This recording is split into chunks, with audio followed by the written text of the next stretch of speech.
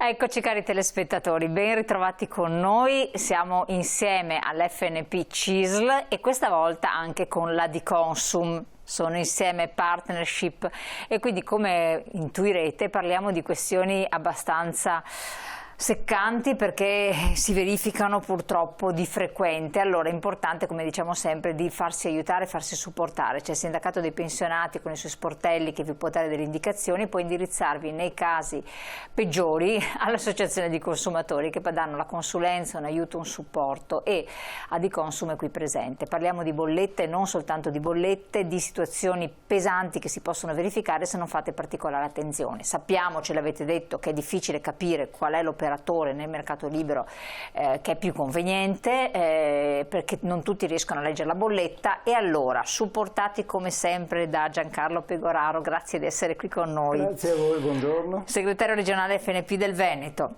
e da Davide Cecchinato, presidente Adiconsum Veneto, nonché presidente di Adiconsum Verona. Salve a tutti. Vi daranno una mano a capirci qualche cosa in più. Arduo compito, perché poi effettivamente non è tutto così facile, vero segretario? Assolutamente no, e tanto è vero che noi più di un anno fa abbiamo intuito che le situazioni cominciavano a peggiorare in questo ampio settore che è il consumerismo, come si usa dire, come dicono gli esperti. E abbiamo quindi immaginato e pensato che noi dovevamo, con la nostra associazione dei consumatori, creare un percorso agevolato per la nostra gente, per i cittadini, per le loro famiglie, ma mettendo a disposizione, come dire, delle competenze che noi apprendavamo dall'Adiconsum, e noi mettendo il capitale umano, le nostre persone, la nostra formazione e la nostra disponibilità poi sui territori. Diciamo che è passato un anno, abbiamo visto degli ottimi risultati. Infatti abbiamo delle foto anche belle degli incontri sui territori che avete fatto, no? Certo, abbiamo fatto più di 60 incontri in tutte le province, sapendo che ci sono alcune province che si sono attivate molto presto. Abbiamo fatto riunioni con 7.000 partecipanti e i numeri che vediamo sono che circa 2.500 casi poi sono passati all'Adiconsum direttamente perché avevano delle problematiche.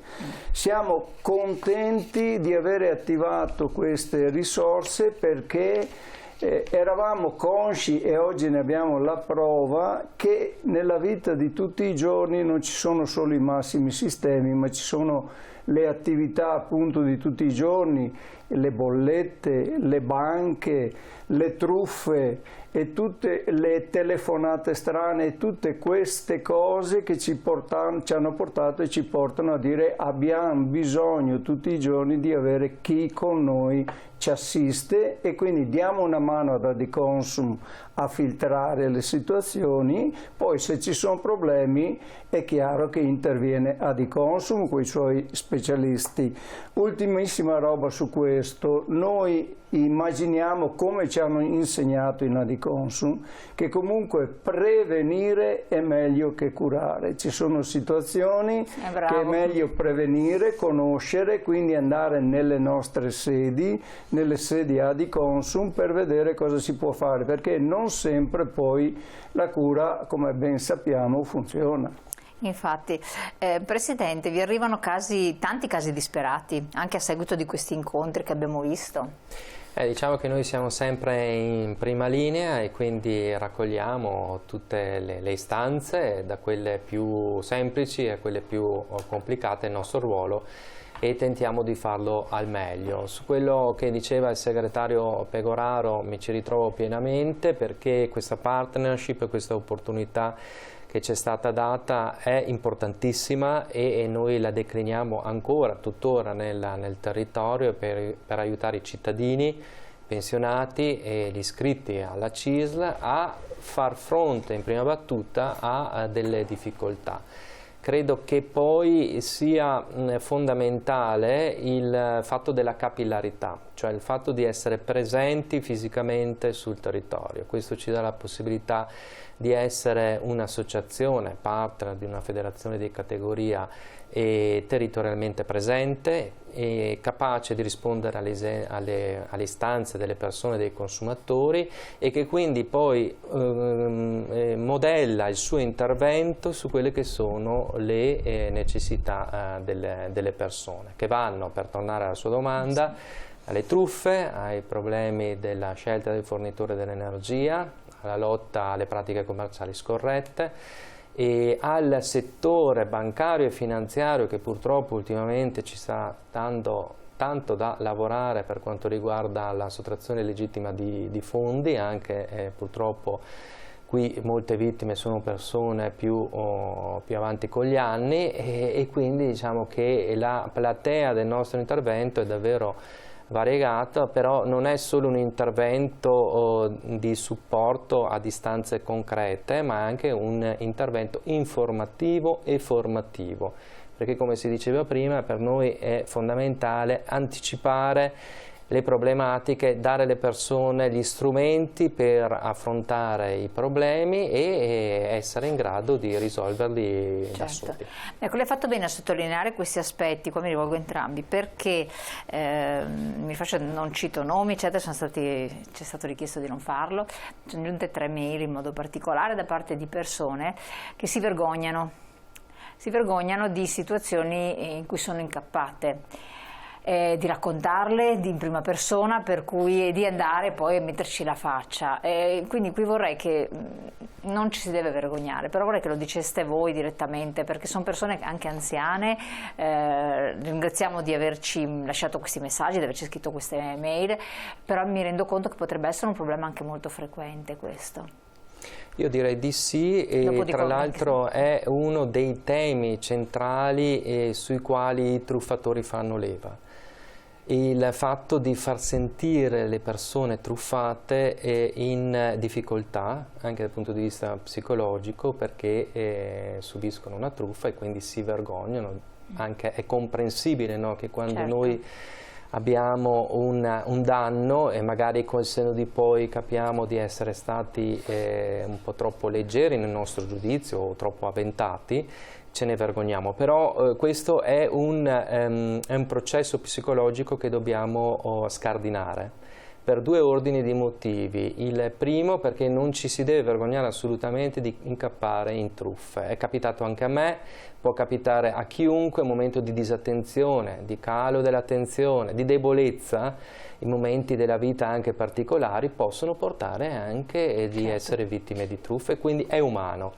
E poi bisogna anche superare questo momento dal punto di vista psicologico parlandone, perché così lo metabolizziamo e non ci pensiamo più, ci pensiamo in maniera differente a un problema che magari riteniamo lì per lì molto importante, ma che invece si può relativizzare, perché oggigiorno gli strumenti per risolvere i temi e i problemi in ambito consumeristico ci sono, e quindi magari anche rivolgendosi alle associazioni se ne viene fuori, ma poi anche perché parlandone si fa mutuo aiuto e si avvisano le altre persone di quelle che possono essere le ipotesi di truffa. Adesso io rispetto anche le scelte di queste persone, però che tengano conto anche di questi meccanismi. Infatti, segretario, tra l'altro, se una persona anche un po' anziana, quando riceve una telefonata, si fida di quello che sente.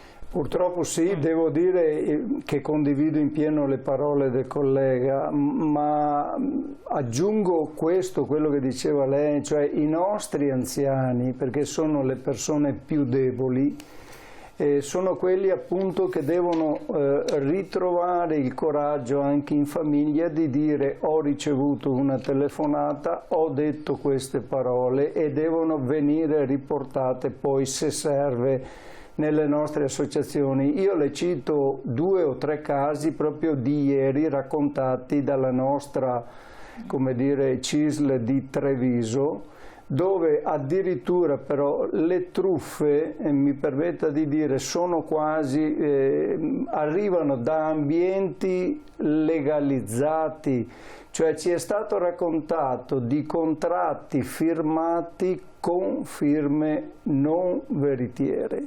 Io adesso dico questa cosa perché mi è stata raccontata, ma se fosse vero, se è vero che succedono queste cose, non sono più le telefonate dove dici sì chi parla e ti dicono che hai detto sì al contratto. Ci sono addirittura, sembrerebbe, delle firme che non vengono riconosciute da chi le ha fatte, quindi parlatene liberamente, parliamone anzi liberamente, perché noi non siamo esenti dal poter cadere in queste situazioni, perché è l'unica maniera per venirne fuori e magari recuperare quanto ci è stato tolto. Dove è possibile. E quindi si può fare qualcosa, questo è importante. Adesso l'altra questione, anche perché questi messaggi che ci sono arrivati erano relativi alle bollette. Perché ci sono tantissimi operatori che bersagliano le persone a casa, chiamano anche sui cellulari, quindi non è solo sul numero fisso, attenzione, ma è anche sul cellulare, dicono di essere in possesso della bolletta, di vedere che l'operatore con il quale le persone stanno operando non è così conveniente, che va analizzata la situazione, insomma, e tanti ci cascano. È vero, hanno telefonato anche a me, io sapendo che sono tenuta bene alla larga, però il dubbio di tanti è: ma come fanno ad avere i miei dati della bolletta, come fanno a sapere che... Spieghiamo un po' questa situazione e questo passaggio poi al mercato libero, che cosa comporta? Sì, fa bene a sospirare, perché in effetti è un po' un tema molto difficile e che attualmente sta mettendo in difficoltà molte persone. Beh, innanzitutto dobbiamo ricordarci che la bolletta è un documento che noi dobbiamo tenere riservato, è un po' come la carta d'identità, non dobbiamo cederla a terzi, perché in bolletta ci sono tutte le informazioni per attivare un contratto, e quindi un malintenzionato, come si diceva prima, apponendo una firma falsa, può far partire un contratto di fornitura con un altro fornitore diverso da quello di origine. E punto secondo, al telefono, a casa, per strada, quando ci fermano e ci propongono un contratto dell'energia, facciamo sempre molta attenzione, chiediamo conferma scritta di quello che ci dicono verbalmente o al telefono, perché è un ottimo stratagemma per assaggiare la bontà di quella proposta. Se ci danno il documento scritto nero su bianco sul quale calano tutte le condizioni contrattuali, possiamo anche essere abbastanza tranquilli. Se invece con varie scuse non ce lo inviano o non ce lo danno, lasciamo stare, perché probabilmente si tratta di un tentativo di circuizione. Il passaggio dal mercato tutelato al mercato libero non vediamo aiuta. Qua c'è anche uno schema che possiamo mettere in onda, prego. Non aiuta, perché è un ulteriore momento di criticità che riguarda tutti i consumatori. Al 10 di gennaio del 2024 è stato abolito il mercato tutelato del gas.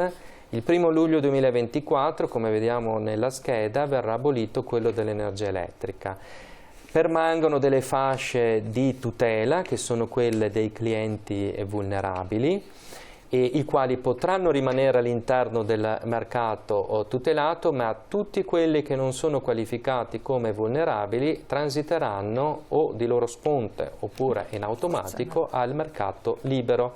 Il mercato libero è un grande tema, perché nel mercato libero io, consumatore, devo essere in grado di monitorare l'offerta, capire se è economicamente vantaggiosa, capire quindi se mi conviene rimanere con quel fornitore oppure cambiarlo. Quindi presuppone una grande competenza per il consumatore, che deve minimamente capire come approfondire taluni temi, magari anche grazie ai nostri incontri, grazie all'aiuto e all'ausilio delle associazioni di consumatori, e quindi capire come orientarsi, perché non è detto che un'offerta nel mercato libero che oggi sottoscrivo lo sia ancora vantaggiosa dal punto di vista economico di qui a qualche mese. Quindi devo mettere anche in moto una sorta di monitoraggio. Mamma mia, è difficile